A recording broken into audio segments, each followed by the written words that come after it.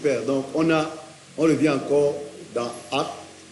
Il y a la puissance de Satan à la puissance de Dieu. Amen.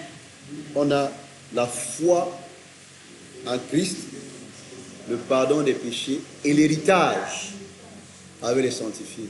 Amen. Donc, il y a un héritage que tu as pour le Seigneur pour toi. Mais c'est dans la foi que tu es dans cet héritage-là. Ok. David, devant Goliath, a exercé la foi, n'est-ce pas? C'est pas ça? David, devant Goliath, a exercé la foi, non? Il est entré dans son héritage. Amen. Donc, la foi est capitale. La foi est capitale. Donc, je disais, on devait lire quel passage là maintenant? Je disais qu'on revient dans notre contexte maintenant. Ok. Pourquoi est-ce que nous, en tant que ministère, nous faisons ce que nous faisons? Pourquoi est-ce que on aide les gens à pouvoir suivre les étapes de la liberté en tant que ministère? Pourquoi? Qui peut répondre? Faith Bible Church, pourquoi est-ce qu'on aide les gens à expérimenter les étapes de la liberté? Pourquoi? Selon toi? Yes.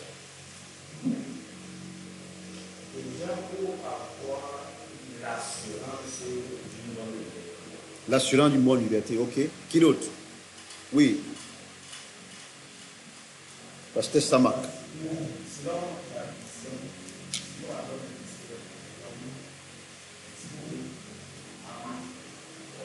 Super. Nous rendons ministère à l'homme, esprit, âme et corps. Yeah? Qui d'autre? Moi, parce qu'on travaille une église solide, des personnes qui ne soient pas malades, des personnes qui soient aptes de propager l'évangile de Christ dans le monde entier, sans compromis.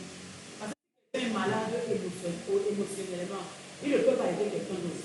Donc, on veut une église forte, pas une église malade. Vraiment l'image de Christ. Qui d'autre? Yes.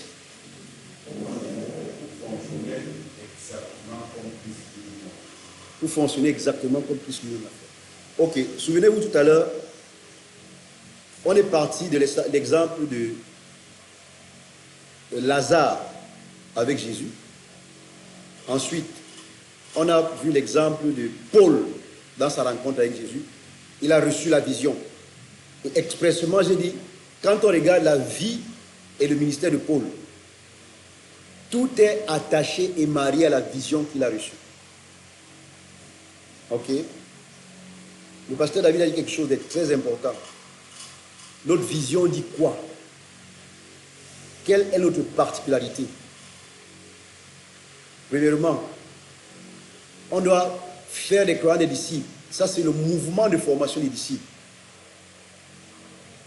Nous sommes appelés à mettre sur pied un mouvement de formation des disciples en tant que ministère.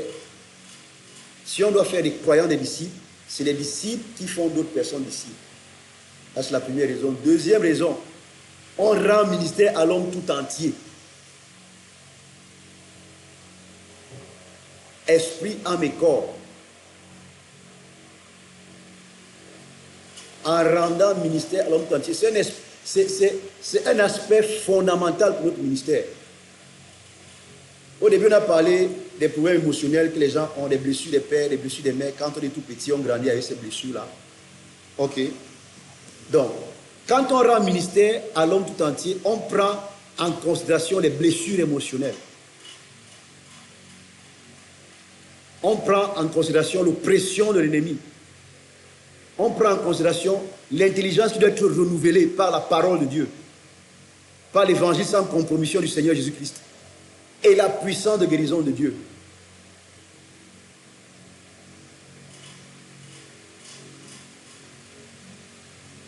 On prend en compte l'évangile sans compromission du Seigneur Jésus-Christ et la puissance de guérison de Dieu. On prend en compte le fait de rendre le ministère à l'homme tout entier. Donc, on touche l'âme, on touche l'esprit, on touche le corps.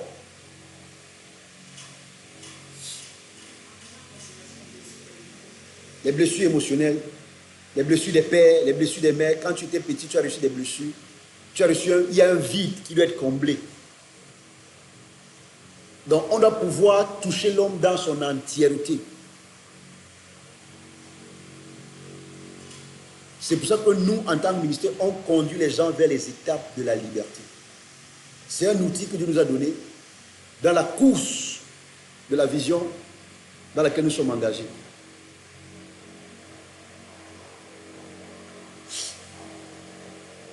Si tu comprends ça, tu vas comprendre que c'est impératif de le faire. Ce n'est pas optionnel. Amen. Ce n'est pas seulement l'évangélisation. Notre vision n'est pas seulement l'évangélisation. On apporte le salut aux perdus, on fait des croyants, des disciples, et on rend le ministère à l'homme tout entier, esprit, âme et corps. Est-ce que je comprends? Hello? On doit pouvoir expliquer ce qu'on fait. On doit pouvoir justifier ce qu'on fait.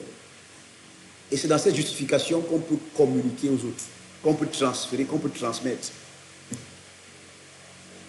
Parce que si tu le fais avec compréhension, tu as ton équipe de 12 ou bien de 10 disciples que tu es en train de former. Ils le font avec compréhension à 10 autres personnes, qui le font avec 10 autres personnes, qui le font avec 10 autres personnes. Alors nous sommes en train de courir avec la vision.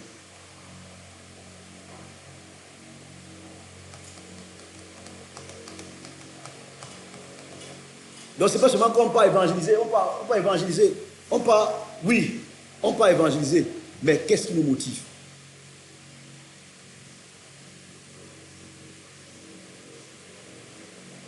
Paul a dit à Timothée quoi? J'ai combattu, j'ai achevé. Donc Paul savait qu'il courait.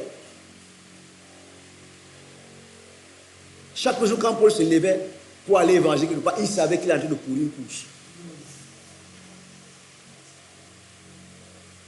Il avait une image claire de ce qu'il voulait. Il n'était pas confus. Parce que Jésus lui avait dit ça au début de sa vie. Au début de son la fait dans sa rencontre sur le chemin de Damas. Amen. Il a reçu une rencontre. Une grande lumière l'a frappé. Une lumière qui est plus luisante que la lumière du soleil à midi. Hein? Non, il n'a pas exagéré, c'est vrai. Tu crois que tu peux regarder Jésus comme ça? Si Jésus vient dans son éclat maintenant, ici, là. Hein? Si Jésus vient maintenant dans son éclat comme ça, là, on sera tous à terre. Ça dit qu'on ne pourra même pas regarder son visage. Hein? C'est cette gloire-là, c'est cette gloire dans laquelle Jésus est. Est-ce que tu comprends? Et tu vas toujours refléter la gloire que tu as reçue. Si tu reçois une petite gloire, tu vas refléter une petite gloire. Si tu reçois une grande gloire, écoutez, hein, la lune n'a pas de lumière. La lune n'a pas quoi? La lune reflète l'éclat du soleil. Hein? Parfois on a des demi-lunes, non? Ça veut dire que les croissants de lune, on voit, ça veut dire que c'est ce que la lune reçoit comme lumière qu'elle reflète. Quand on a la pleine lune, ça veut dire qu'il y a quelque chose de fort. Donc la gloire que tu reflètes dans cette vie-ci est proportionnelle à la révélation de Jésus que tu as. Tu ne peux pas refléter plus que le Jésus que tu connais. Si tu connais Dieu, ou bien Dieu et Jésus, Jean chapitre 17, verset 3. Si tu connais Dieu comme le Dieu qui fouette quand tu as fait une faute, c'est ce que tu vas refléter. Et même tes disciples, les disciples que tu as dû former, c'est comme ça qu'ils seront. Oui. Mais si tu connais Dieu comme étant un père, Abba Père, Abba Father, amen, tu vas refléter le Père. Est-ce qu'on se comprend?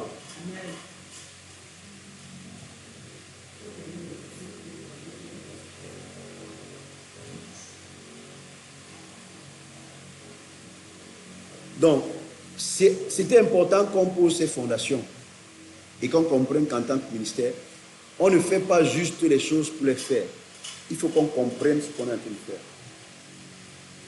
Et ce n'est que cette compréhension-là qui peut nous donner de créer un mouvement. Si tu ne peux pas expliquer ce que tu pars faire chaque jour là, quand tu sors évangéliser et faire les disciples, ce que tu ne peux pas faire les disciples, c'est qu'après toi, les choses vont s'arrêter. Mais ce n'est pas ce qu'on veut. Est-ce que tu comprends? Tu dois pouvoir faire asseoir les gens, tu dis ok, bon, vous voyez, comme on part évangéliser là, voici la vision, comment est-ce que le Seigneur nous a donné la vision, voilà ce que la vision dit. Donc c'est en obéissance à la vision qu'on a envie de faire comme ça. C'est en obéissance à la vision qu'on rend ministère. On s'assoit comme ça pour faire, par exemple, la guérison des traumatismes. C'est en obéissance à la vision. Alors, roi Agrippa, je n'ai pas fait quoi? Hein? And I'm going to, I was not disobedient to the heavenly vision. Donc, ça veut dire que le repère, c'est quoi? La vision céleste. Est-ce que je suis en train de courir avec la vision céleste? Oui. Est-ce que je suis en train de courir avec la vision céleste? Non. C'est oui ou non. Ce que je fais là, est-ce que je peux rattacher ça à la vision céleste? Ça va t'empêcher de regarder aux autres et de vouloir te comparer. Ah non, dans l'église là, c'est le mouvement prophétique qui marche maintenant. Il y a les prophètes, les prophètes. Tu dis aussi, non, il faut maintenant que on m'appelle prophète.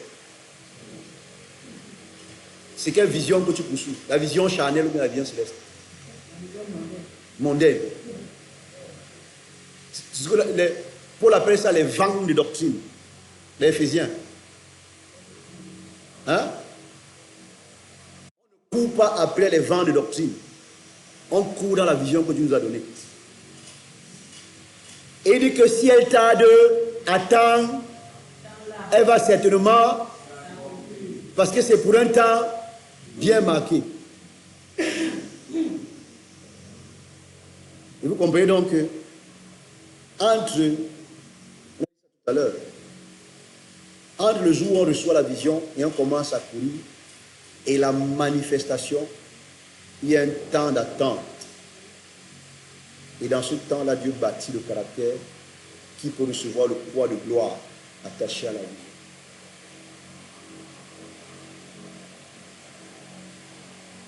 La question qu'on doit se poser, c'est est-ce qu'on est en train de courir avec la vision? Oui. Est-ce que l'église est en train de grandir?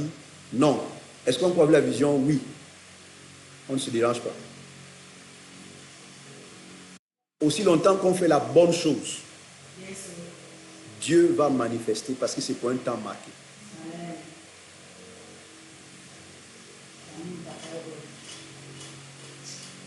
Je ne sais pas si on se comprend ce matin.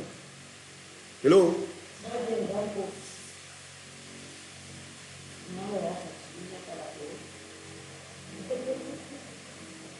Amen.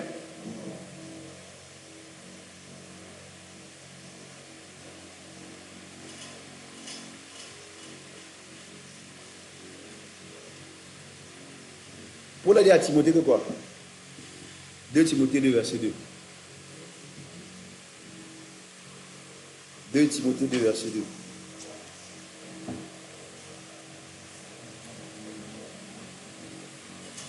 Timothée 2, verset 2. 2. Dit ceci. Et ce que tu as entendu de moi en présence de beaucoup de témoins, la doctrine, les préceptes, les exhortations, la somme de mon ministère, confie-le à des hommes fidèles, comme un trésor, qui soient capables et qualifiés de l'enseigner aussi à d'autres. Super. Donc je ne fais rien par hasard. Tout ce que j'ai fait, Paul dit à Timothée que tout ce que j'ai fait là, c'était pour t'enseigner. Amen. Pour que toi aussi tu choisisses des personnes fidèles à qui tu vas aussi donner, confier ces choses, pour qu'eux aussi puissent enseigner à d'autres choses.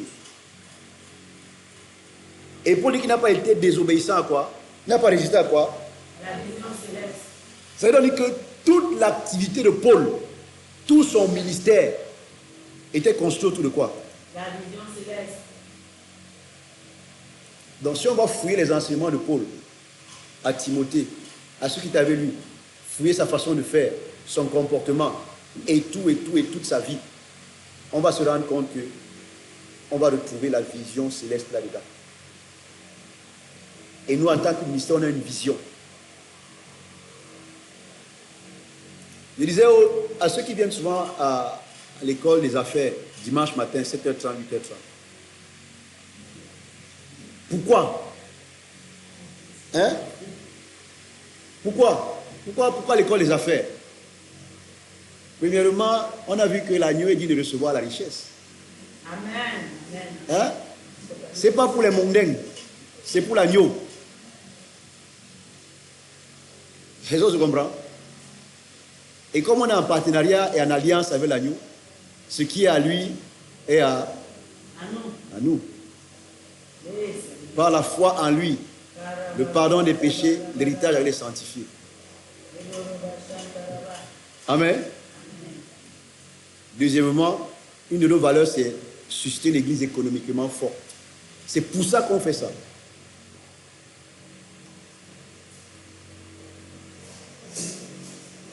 Il faut toujours répondre à la question pourquoi quand tu fais quelque chose. Pourquoi est-ce que je fais ça?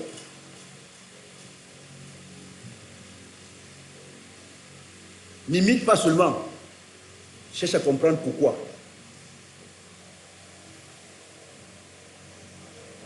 Quand tu comprends pourquoi tu fais une chose, tu vas bien la faire. Et tu seras capable d'enseigner à d'autres personnes à le faire.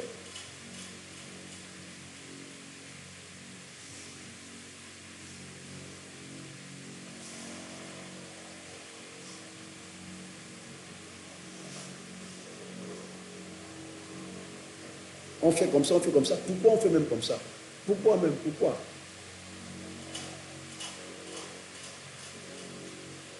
Imaginons que nous tous, nous sommes combien ici là aujourd'hui? Peut-être 14, c'est 14 ou 15.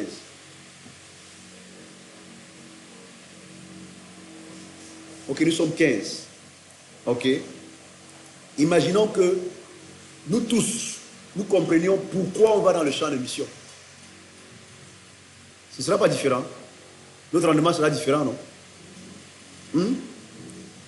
Pourquoi est-ce qu'on doit faire des disciples? On comprend. Pourquoi est-ce qu'on doit administrer à l'homme tout entier? Pourquoi est-ce qu'on doit s'asseoir avec des gens qui ont des blessures émotionnelles et commencer à travailler avec eux et les aider à guérir? Pourquoi nous-mêmes est-ce qu'on doit recevoir la guérison interne? Pourquoi?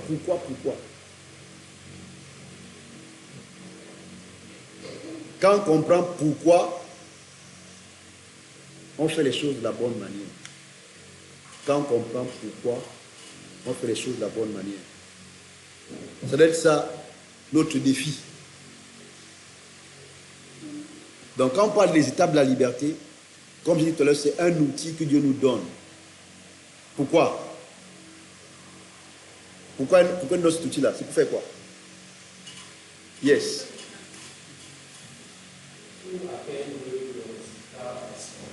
C'est quoi le résultat escompté?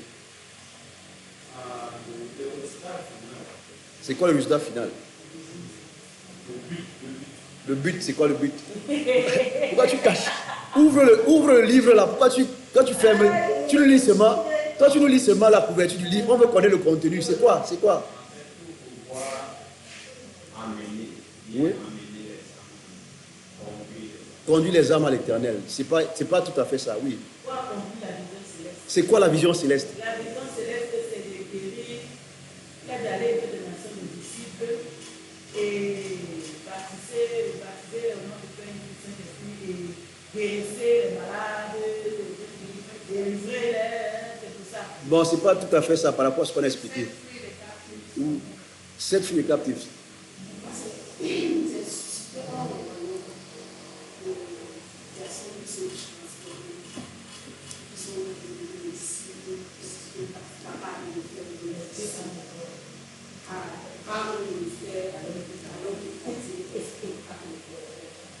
Pourquoi? C'est à peu près ça. Mais regardez, pourquoi? Le véritable pourquoi? On a une vision, n'est-ce pas, en tant que ministère. Et dans cette vision, on doit faire des croyants des disciples. Donc quand on sort là, c'est parce qu'on part courir avec la vision.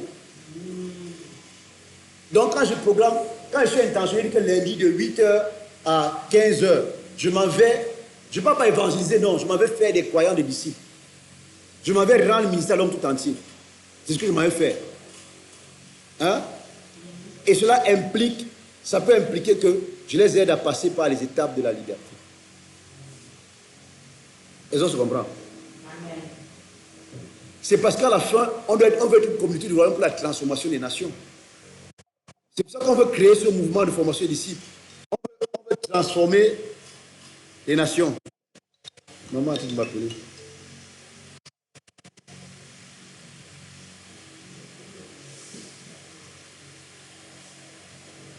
Allô, maman. Hein? Allô, maman, bonjour. Bonjour et bonjour à tous les étudiants. Bonjour à tous les étudiants. Super. Oui. Bonjour. Vous la voyez? Bonjour. Yeah. Bonjour. L'école n'est pas populaire ce matin, il y a quoi? Bonjour, vous allez bien? Vous allez bien? Okay. Que l'Éternel se souvienne de vous et qu'il vous bénisse abondamment. Amen. Au-delà de votre imagination. Amen. Que les atmosphères bougent autour de vos vies. Amen. Que le ciel s'ouvre et que vous expérimentez des moments de fraîcheur, de rafraîchissement avec votre roi et qu'il vous bénisse de beaucoup de sagesse. Amen. Amen. Amen. Alléluia. Donc, on va prendre une pause. Hein? On va prendre une pause. On revient à 12h. Amen. Oui, maman.